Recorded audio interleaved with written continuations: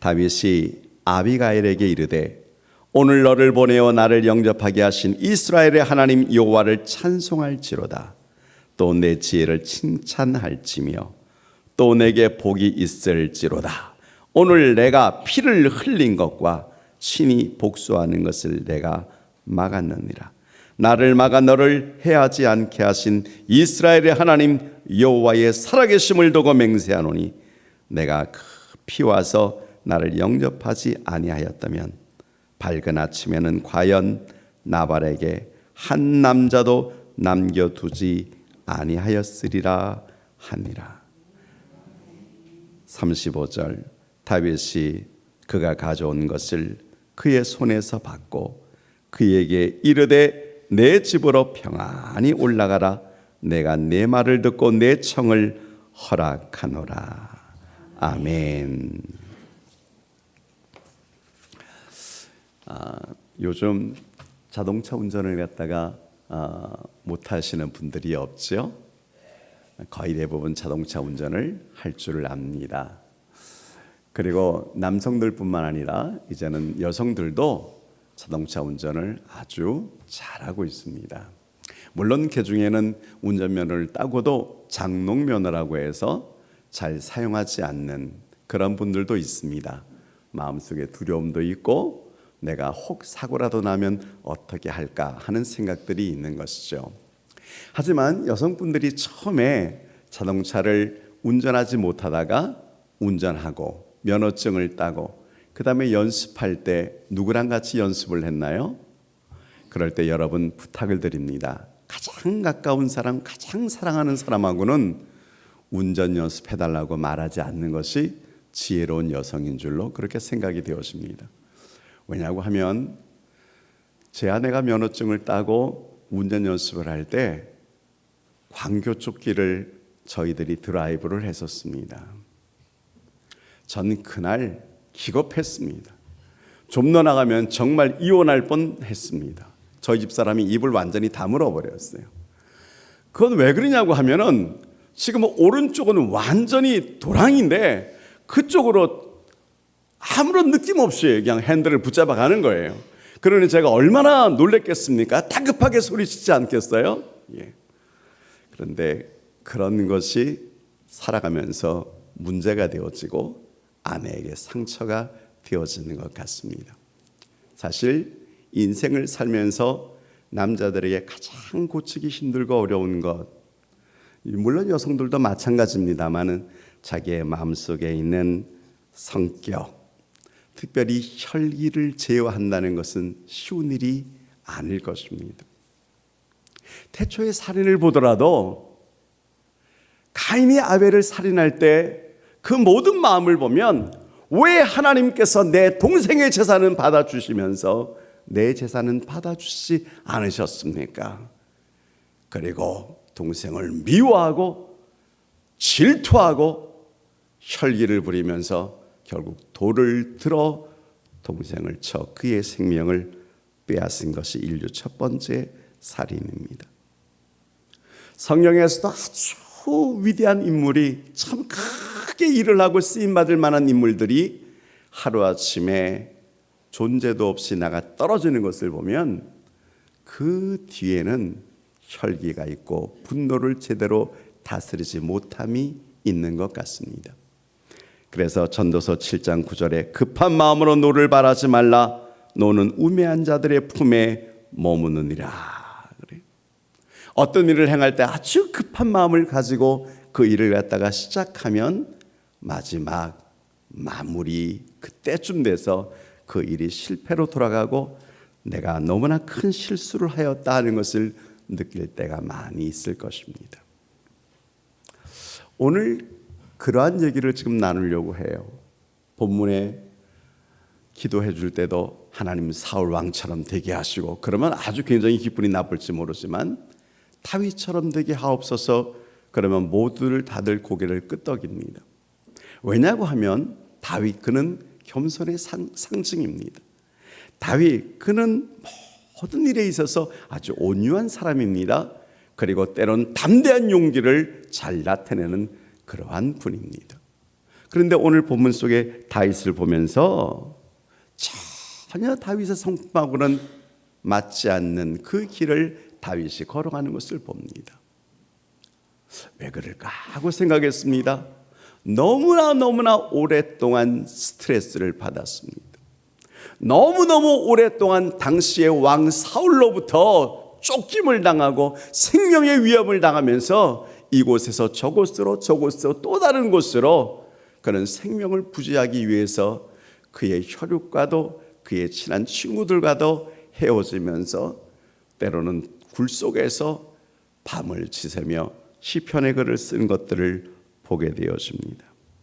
한마디로 떠돌이가 되어진 것이고 그가 가지고 있는 성품 중에서 인내의 한계점에 다다르게 된 것입니다. 그런데 거기에다가 다윗의 삶 속에 슬픈 사연이 들어 있습니다. 그것은 자기에게 제일 먼저 기름 부음을 했던 사무엘 선지자, 그 선지자가 죽었다라고 하는 거예요. 사무엘 선지자는 유일하게 자기에게 기름 부음을 하면서 너는 앞으로 이스라엘의 왕이 될 것이라고 그렇게 말했던 그 선지자가 이제는 죽었습니다. 오늘 25장 1절에 보면 온 이스라엘이 사무엘의 죽음에 온 이스라엘 무리가 모여 그를 두고 슬피 울며 라마 그의 집에서 그를 장사한지라. 근데 다윗은 어디에 있습니까? 바란 광야에 있습니다. 이스라엘의 아주 국경 지역에 있는 메마른 사막의 그 골짜기의 끝에 있는 바란 광야에서 자기의 스승 영적인 아비의 죽음을 보고도 장례식장에 참석할 수 없는 그 안타까움이 다윗에게 있는 것을 보고 다윗이 얼마나 힘들어했는지 모릅니다. 거기에 또 한 가지 소식이 들려오는데 25장 1절에서는 사무엘이 죽었지만 25장 44절 그 마지막 장에 이렇게 나옵니다. 사울이 그의 딸 다윗의 아내 미갈을 갈림에 있는 라이스의 아들 발드에게 주었더라 그랬어. 사울의 딸입니다. 공주입니다. 다윗과 결혼하게 되었습니다. 그런데 이제는 사울 왕이 다윗을 너무 미워하다 보니까 자기의 딸 미갈을 갖다가 발드라고 하는 그러한 남자에게 억지로 시집을 보낸 것이었습니다. 여러분, 사랑하는 사람이 다른 남자에게 갔다는 그 소식을 멀리서 들었을 때에 그 마음속에 있는 힘듦, 번민, 어려움이 얼마나 크게 달았을까요? 거기에 그래도 용기를 가지고 여기서 좌절하면 안 되지. 여기서 시물 앞에서 어느 날인가 하나님께서 나를 사용하시면 내가 주 앞에서 크게 쓰임받고 은혜를 받아야지. 그래서 비록 떠돌이의 신세가 되어졌지만 국경 근방 지역에 마온이라고 하는 지역이 있는데 그 마온 지역에 한 부자가 살고 있었습니다. 나발이라고 하는 부자였습니다. 그 나발의 목동들이 종들이 국경 지역에서 양을 치고 있을 때 다윗의 600명이나 되어지는 용사들이 때로는 국경 지역을 호위하면서 나발의 모든 종들에게 은혜를 베풀던 그러한 생각이 나서 다윗이 나발에게 가서 도움을 청하지요. 마침 그때가 양털을 깎고 있을 때였습니다. 그것은 하나의 큰 축제가 벌어지는 아주 놀라운 행사가 있는 날이었습니다. 그리고 다윗의 일행이 나발을 만났습니다. 그랬더니 나발이 다윗을 보고 뭐라고 했는 줄 아세요? 보기 좋게 거절했어요. 도와주는 것도 아니고 오히려 쪽박을 깨뜨려 버렸습니다. 모멸감을 그에게 준 것이었습니다. 오늘 11절을 제가 보겠습니다. 25장 11절 내가 어찌 내 떡과 물과 내 양털 깎는 자를 위하여 잡은 고기를 가져다가 어디서 왔는지도 알지 못하는 자들에게 주겠느냐 한지라. 여러분 10절에 보면 나발이 다윗의 무리들에게 말합니다. 다윗 누구야? 이새 아들 누구야? 요즘에 각기 주인에게서 억지로 떠나는 종이 많도다. 남루한 옷 떠돌이 불황자들의 그 무리들을 바라보면서 나발이 한 말입니다.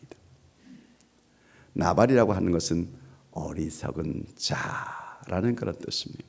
우리 옛날에 슬랭으로 나발 불지 마, 그런 말이 아마 성경에 들어가 가지고 그렇게 나발이 되어진 것이 아닌가라는 생각을 잠시 해보았습니다. 어리석은 자, 미련한 자. 그러나 사실 나발이 그렇게 어리석고 미련했을까요? 꼭 그렇지만은 않다고 생각합니다. 단지 나발이 생각했을 때 다윗은 떠돌이요, 다윗 편에 줄을 쓸 필요가 없습니다. 현재에 있는 살아있는 권력자 사울 왕의 편에 줄을 쓰고 그의 심기를 건드리지 않는 것이 가장 좋은 것이 아닐까 생각을 했습니다. 그도 그럴 것이 전에 높당의 제사장들이 있었는데 다윗을 도와주었어요. 그랬더니 이 사무엘상 22장에 보면은 사울 왕이 그 제사장들 85명을 갖다가 아주 몰살을 시켜버린 사건이 있었습니다. 봐라, 함부로 잘못 도와줬다가는 가문이 멸절을 당하는 일을 내가 왜 할까? 아마 그런 마음이 나발에게 있었는지도 모르겠습니다. 그러나 오늘 나발이 한 가지 깨닫지 못한 것이 있었습니다. 다윗, 그가 형색이 남루하고 떠돌이처럼 보이지만 그는 주의 종으로부터 기름 부음을 받았고 장래 이스라엘의 임금 왕이 되어질 그 놀라운 비전을 나발은 포기를 못한 것이었습니다. 하나님께서 다윗을 향해서 미래에 대한 소망을 준 것을 그는 알지 못한 것이었죠. 다윗의 입장에서 한번 생각해 봅시다. 여러분, 내가 이제는 지방에 있는 한 족속에게까지 모멸감을 당하는구나. 자존심이 상을 땅으로 상하고 더 이상 눈에 뵈는 게 없을 정도였습니다. 그때 다윗이라고 할지라도 그 마음속에 혈기가 끓어오르는 거예요. 분노심이 그의 얼굴에서 완전히 이글거리는 것이었습니다. 한마디로 말을 하면 상한 감정의 소유자가 되어진 것입니다. 어느 누가 건드려도 그의 불같은 그 마음을 제어할 자가 없을 것 같습니다. 그래서 그런지 13절에 보면은 다윗이 이런 말을 합니다. 25장 13절, 다윗이 자기 사람들에게 이르되 너희는 각기 칼을 차라. 각기 칼을 차라. 제가 이 말씀을 그냥 칼을 차라 이렇게 읽는 게 아닌 것 같아요. 너희는 각기 칼을 차라. 내가 다윗이라면 칼 차! 완전 무장을 해. 그리고 전군을 움직인다. 여러분, 그런 마음을 가지고 있었을 것 같아요. 눈에서 분노심이 이글이글 거리고 있습니다. 그러니 칼을 차고 그 중에서 200명 남겨놓고 400명의 그 대군을 갖다가 끌고는 나발의 집으로 가서 오늘 밤에 나발 그 집에 있는 모든 남자 종들을 내일 아침에는 한 놈도 살려두지 아니하리라. 이런 마음을 가지고 지금 다윗이 움직이고 있는 것입니다. 여러분, 사도행전에서는 다윗을 하나님의 마음에 합한 자 그렇게 봐요. 심지어는 압살롬에 의해서 그가 왕위를 내놓고 쫓겨갈 때 시므이라고 하는 자가 다윗을 향해서 가거라 비루먹은 자여 그렇게 모멸감을 줄 때도 나중에 돌아올 때 시므이를 건들지 않았던 그 다윗이 분노라고 하는 무서운 감정을 지금 가지게 된 것입니다. 여러분은 어떤 때 화가 납니까? 여러분은 어떤 때 눈에서 이글거립니까? 여러분은 어떤 때 격한 말이 나옵니까? 성경이 우리에게 말을 합니다. 에베소 4장 29절에 무릇 더러운 말은 입 밖에도 내지 말라라고 말을 하고 있습니다. 언제 우리는 불같은 말, 더러운 말을 입 밖에 냅니까? 저 멀리 아프리카에 있는 사람에게 내는 것 아니요. 저 미국 땅의 알래스카에 살고 있는 사람에게 내는 것이 아니고 가장 내 주위에 있는 사람, 나를 가장 잘 알고 있는 사람, 그런 사람들에게 우리가 낼 때가 한두 번이 아니에요. 성경이 우리에게 말할 때가 있습니다. 분을 내어도 죄를 품지 말고 해가 지도록 분을 품지 말라고요. 잠언 16장 32절에 노하기를 더디하는 자는 용사보다 낫다라고 그랬습니다. 자기 마음을 다스리는 자는 큰 성 하나를 빼앗는 자보다 낫다라고 성경이 말하고 있는 것입니다. 저는 이 본문을 보면서 이야, 이럴 때 이 다윗의 마음을 완전히 호수처럼 잔잔하게 만든 한 장본인이 본문에 나오고 있습니다. 남자가 아니요, 여자입니다. 이름이 아비가엘이라고 하는 사람인데 나발의 부인이었습니다. 성경은 이 아비가일이 용모가 아름답고 지혜로운 여인이라고 그렇게 말을 합니다마는 저는 이 본문을 보면서 어떻게 폭풍과 노도처럼 그렇게 다가오는 남성 400명의 무리를 향해서 초라한 여인의 홀로 몸으로써 이 거대한 쓰나미 같은 저들의 마음을 잔잔하게 만들었을까? 저는 이 여인이 가지고 있는 놀라운 지혜, 남자의 마음을 잘 이해하고 그 상대의 마음을 어떻게 하면 원점으로 돌릴 수 있을까? 그것이 이 본문에서 포인트라고 생각을 합니다. 사실 남자의 마음하고 여자의 마음은 똑같지가 않아요. 남편과 아내는 참 많이 다릅니다. 생각 자체가 다르고 일을 행하는 순서가 다 달라요. 뭐 그런 예는 얼마든지 낼 수 있습니다. 특별히 지혜로운 여성이라면 자기가 사랑하는 남자에게 건드리면 안 될 것이 있는데 그것이 뭐냐고 하면 자존심입니다. 어떤 부인이라고 할지라도 자기 아내의 자기 남편의 자존감을 건드리거나 그 자존심을 갖다가 모멸감으로 확 바꿔버리면 별로 힘이 없을 것 같은 남자도 자기의 명예를 다해서 그 자존감을 갖다가 나타내려고 합니다. 근데 본문에 나오는 이 여인을 보면 상처를 받고 지금 격분에 달려오는 다윗의 일행을 대할 때에 몇 가지 그들의 마음을 녹이는 순서가 있는 것을 봅니다. 첫 번째가 뭐냐고 하면 18절에 나오는 것인데 다윗이 요청한 것들이 있습니다. 먹을 것과 마실 것, 그 떡 200덩이 마실 것 충분히 나귀에 싣고 다 갖다 주는 거예요. 그리고 두 번째는 뭐냐고 하면은 막강한 군사력 앞에서 이 가문과 모든 남자들이 다 죽임을 당할 것 같은 느낌을 받을 때 최대한 최고의 겸손한 마음으로 나가서 다윗 앞에 엎드리는 거였습니다. 세 번째가 뭐냐고 하면 25절에 있습니다. 다윗이 하고 싶은 말을 대신해 주는 거예요. 나발 그런 미련한 자라는 뜻인데 그 여인의 입에서 나발은 미련합니다.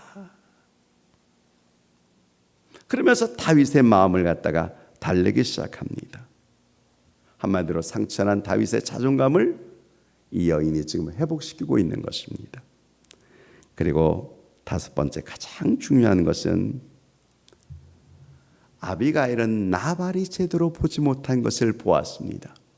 그것이 뭐냐고 하면 다윗의 외모는 비록 초라하고 떠돌이 같았지만 그는 하나님께로부터 기름 부음을 받았고 미래를 약속받았다고 하는 사울 왕 대신에 앞으로 장차 이스라엘의 왕이 될 분이라는 것을 나발은 보지 못했는데 아비가일은 보았다라고 하는 사실입니다. 그래서 28절에 이렇게 말합니다. 여호와께서 반드시 내 주를 위하여 든든한 집을 세우리니, 당신의 집을 세울 것입니다. 당신은 하나님의 편에 있는 사람입니다. 당신은 하나님의 도우심으로 일하는 사람입니다. 그래요. 그러니 그런 은혜를 받은 사람이 함부로 칼을 들고 다른 사람을 죽임으로 말미암아 나중에 왕이 되어졌을 때 당신에게 이것이 걱정과 슬픔거리가 되어진다면 차라리 노를 푸시는 것이 어떠합니까? 그러면서 결정적으로 이 여인이 다윗의 마음을 움직이는 한마디가 무엇인 줄 아세요? 본문을 읽으면서 저는 25장 29절에 있는 말씀이라고 그렇게 생각합니다. 그 29절에 있는 말씀을 제가 한번 보겠습니다. 사람이 일어나서 내 주를 쫓아 내 주의 생명을 찾을지라도 내 주의 생명은 내 주 하나님 여호와와 함께 생명 싸개 속에 쌓여 있을 것이요. 생명 싸개라는 이 단어, 사람들이 당신을 죽인다고 할지라도 하나님께서 당신의 생명을 보호해 주고 있습니다. 그러니 당신을 죽일 수가 없습니다. 오히려 원수들은 물맷돌 던지들 여호와께서 그들을 치실 것입니다. 여러분, 모든 것을 가만히 보면 태도와 말로 상대의 마음을 잔잔하게 만드는 것을 보게 되었습니다. 그러므로 지혜로운 사람은 어떤 사람입니까? 어떤 사람이 분노심을 갖다가 이글이글 불타오르는 그 마음을 잔잔하게 만들 수가 있습니까?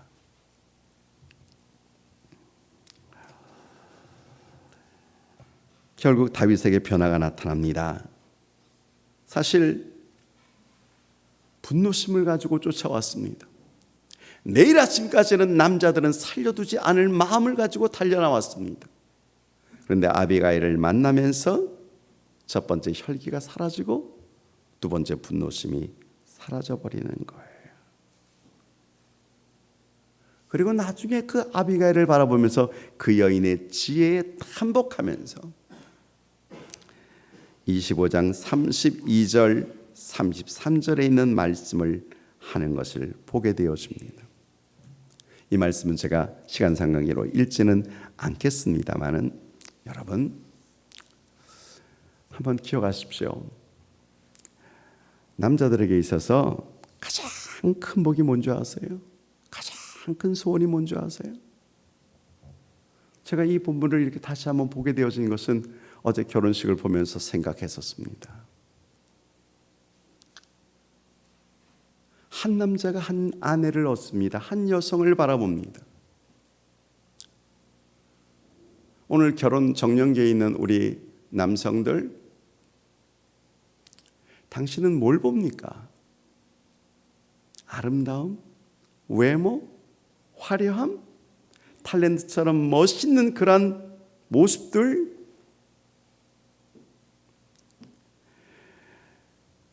여러분 정말 남자에게 있어 한 가정을 꾸릴 때 가장 큰 복이 무엇인 줄 아세요? 화려한 언변이나 아름다운 미모나 옷을 잘 입는 것이나 그런 게 아니에요. 똑똑한 여자들, 많이 배운 여자들, 잠언에서 말을 하는 것은 바로 그런 여인들이 아니었습니다.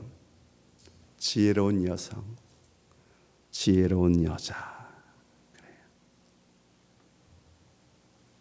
그래서 결혼 정년기에 있는 우리 남성들이 잘 기억해야 돼요. 얼굴과 돈과 직업보다는 지혜로운 여성을 만나기를 주의 이름으로 축원합니다. 이미 결혼하시는 분들은 내 아내는 성경에서 말하는 지혜로운 여인이라고 고백하기를 주의 이름으로 축원합니다. 여성들만 아멘. 남자들은 고민을 지금 해야 됩니다. 잠언 31장 10절에 그래요. 누가 현숙한 여인을 찾겠느냐? 그 값은 진주보다 더하리라. 이 진주보다 더 귀한 아내를 만나면 세상에 어떤 것을 가져다 준다고 할지라도 이 아내의 마음과는 바꿀 수가 없어요.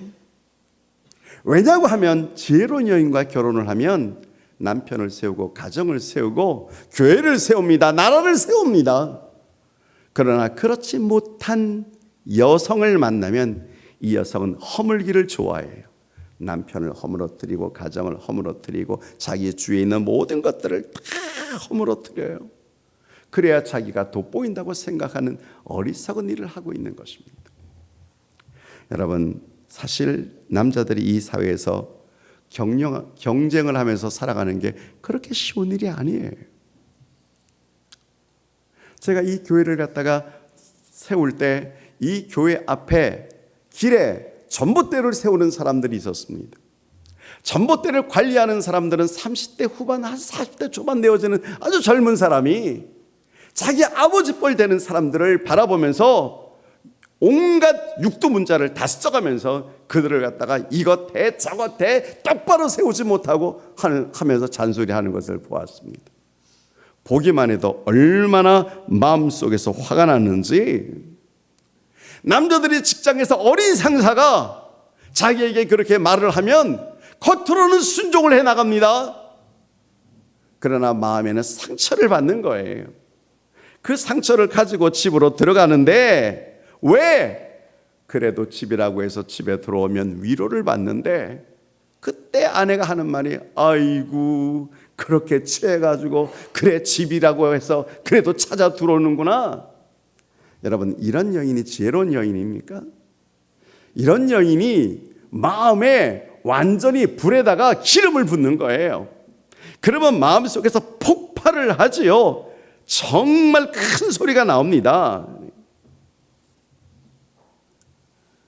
집에 들어왔더니 아내가 하는 말이 그렇게 일이 힘드냐?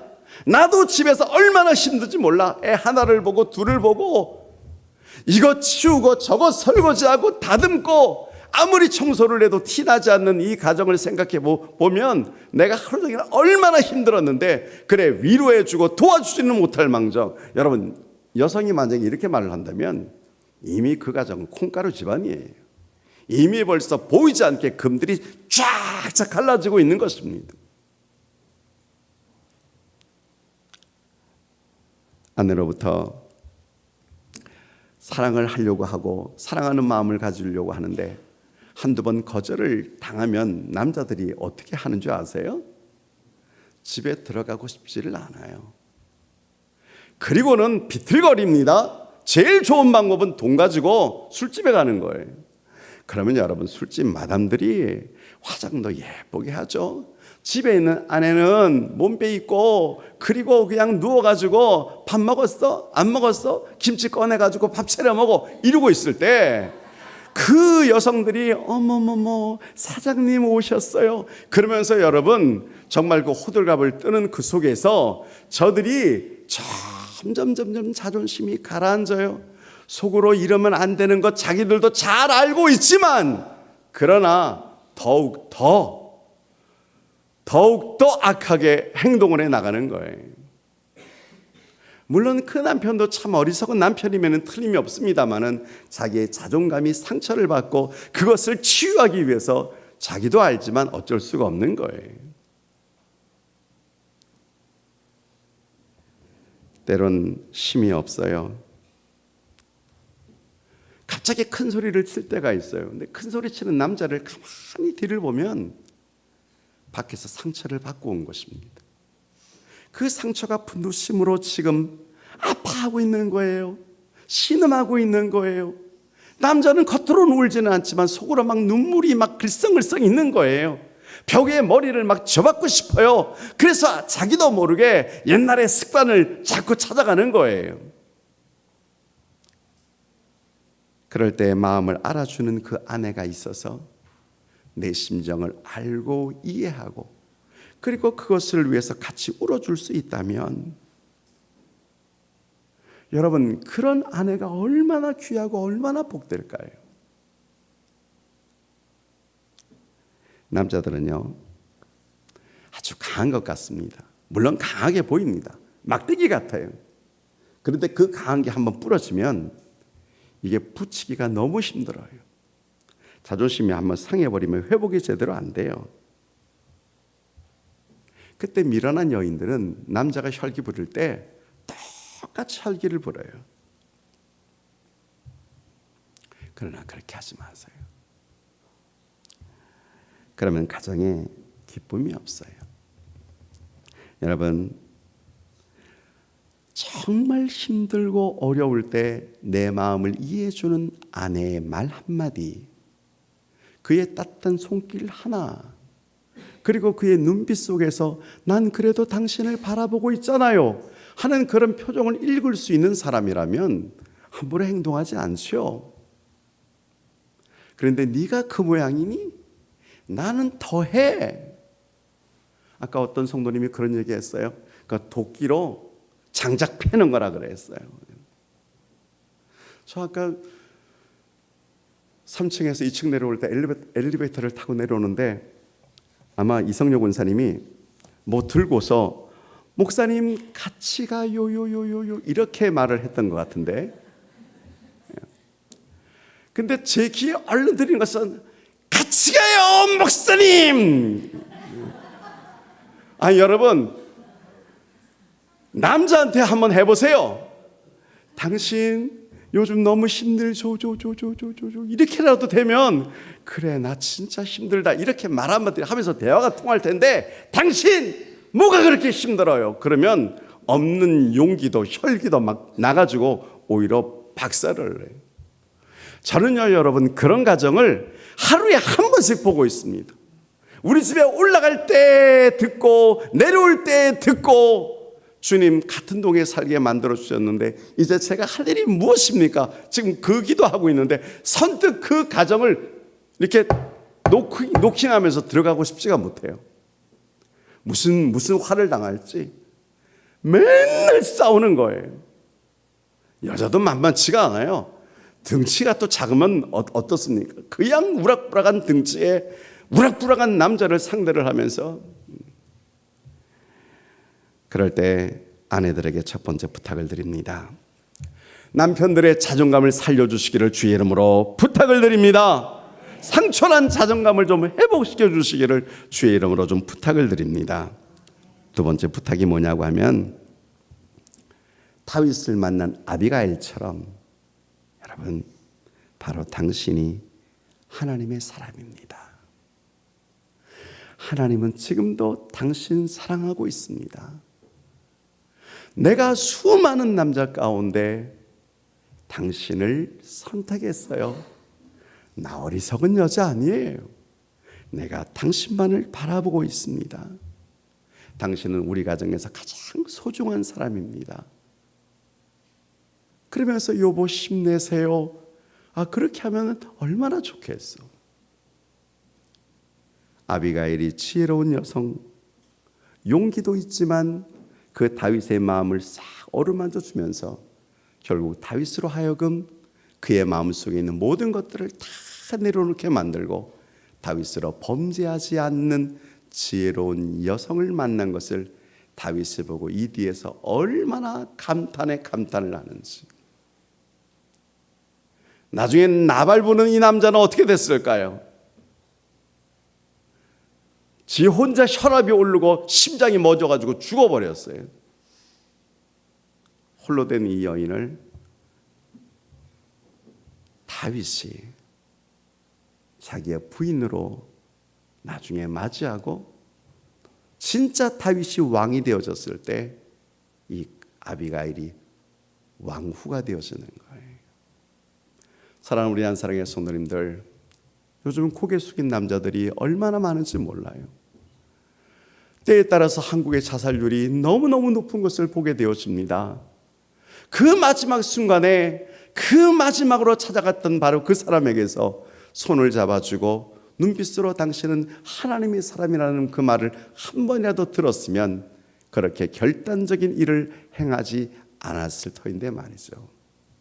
우리 안사랑의 성도님들, 오늘 다시 한번 용기를 얻기를 주의 이름으로 축원합니다. 그리고 우리 여성들 정말 지혜로운 여인처럼, 아비가일처럼 가정을 살리고 세울 수 있는 그런 위치에 서고 자녀를 보살피고 다시 한번 사랑하는 사람과 함께 아름다운 결단의 역사가 나타나기를 주의 이름으로 축원합니다. 그게 제가 어제 결혼식을 보면서 내가 주례자라면 정말 해주고 싶은 얘기가 있는데, 물론 왔을 때 다 얘기해 줬어요. 어떻게 깨달았는지는 모르지만 우리 한사랑 교회에 있는 우리 남성 아직 결혼하지 않는 우리 형제님들 계속해서 성경을 보세요. 그 성경을 통해서 지혜로운 여성을 만나기를 주의 이름으로 축원합니다. 우리 자매님들 마찬가지예요. 성경을 통해서 하나님의 법 아래에서 남자를 만나면 실수가 없을 거예요. 그런 역사가 우리 모두에게 다시 한번 나타나기를 주의 이름으로 부탁을 드립니다. 아멘. 기도합시다.